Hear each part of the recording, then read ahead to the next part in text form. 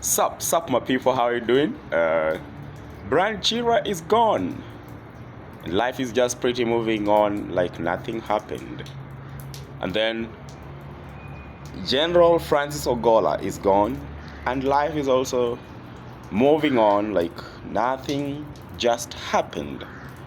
As the floods are creating menace and mayhem in some families, both poor and rich families. Others are busy buying vehicles by the roadsides, and that is the world for you. It's never fair. It's never favoring anyone. It's ever bad. But it reminds me when sometimes I went back to high school to collect my results, and I met one of my favorite teacher. That was a Kiswahili teacher. We used to call her I don't know whether we used to call her Bimsafwari, or Muswahili, because she used to speak so clean Swahili and Sanifu. You couldn't even imagine she's a Kikuyu. So she asked me, how is life out there? And I was like, by the way, she was a no-nonsense teacher, but I was even awed, or I was perplexed by the fact that she was talking to me in a friendly way after I'm done with school. So I was like, a life out there is how you take it. Like, if you find it hard, life is hard. If you find it easy, life is easy. Or if you find it just there, middle place, there it is.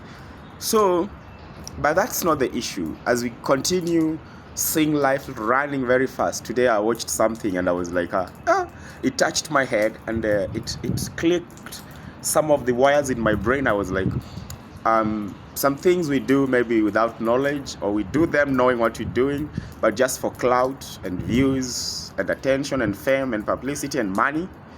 But later on, when they catch up with us, we shall realize either we messed up or we did something wrong that we didn't want to be corrected.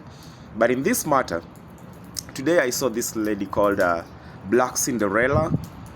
She passed away just like that. And she mentioned some of the people like our brother Oga Obina. And this is the second time our brother is being mentioned. But anyway, I'm not here to give tea or something. I'm just wondering, people are just dying, people people you guys associate with, people you guys follow, you adore them, they are your friends. But things are just pretty happening quickly. As in, I don't know.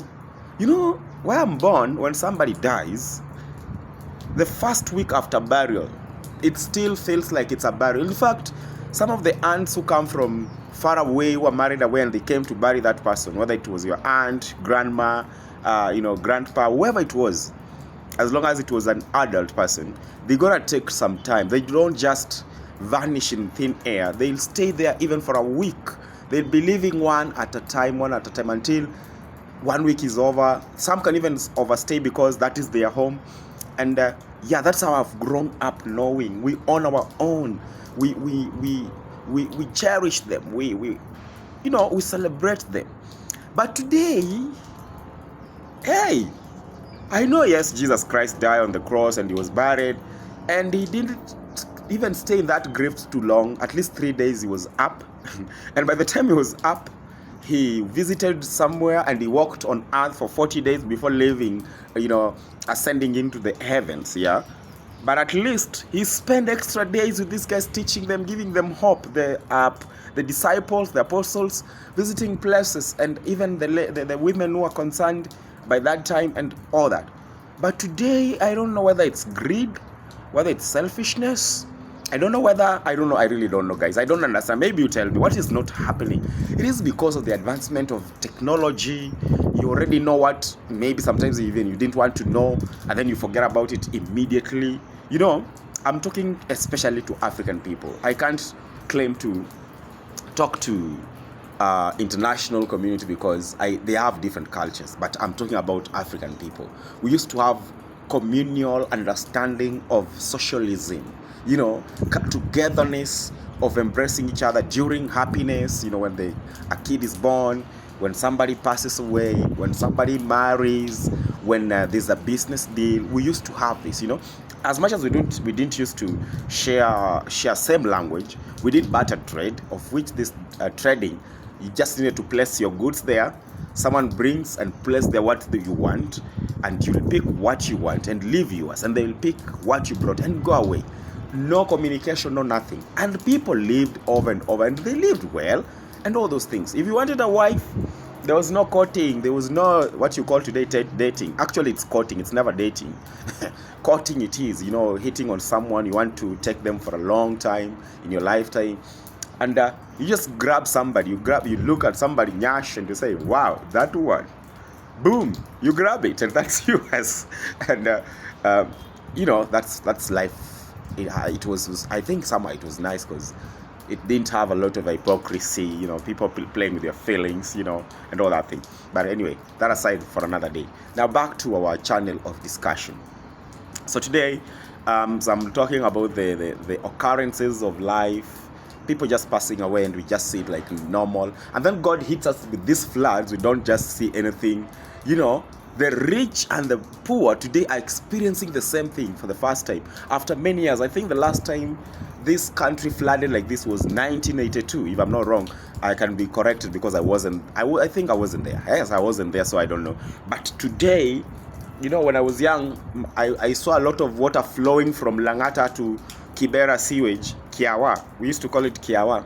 And I told Dad, wow, that water is too much. It can carry a house. And he said, no, you haven't seen anything. Real floods will fill the houses until, you are submerged. You can't be seen inside the house. And I was like, what? You mean it can reach the rooftop? And he was like, yes. So yesterday I was seeing that thing, and like after 30 years, I'm seeing it with my own eyes.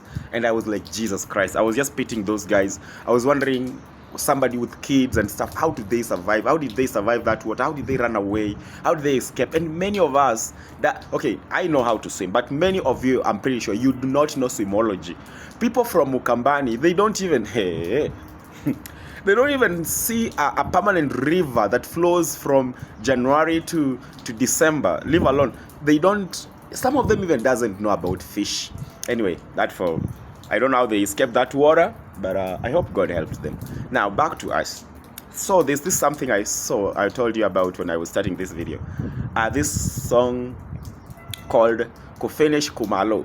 Okay, Kufinish, of course, it means finishing. That's Sheng, Swahili mixed with English. But now, Kumalo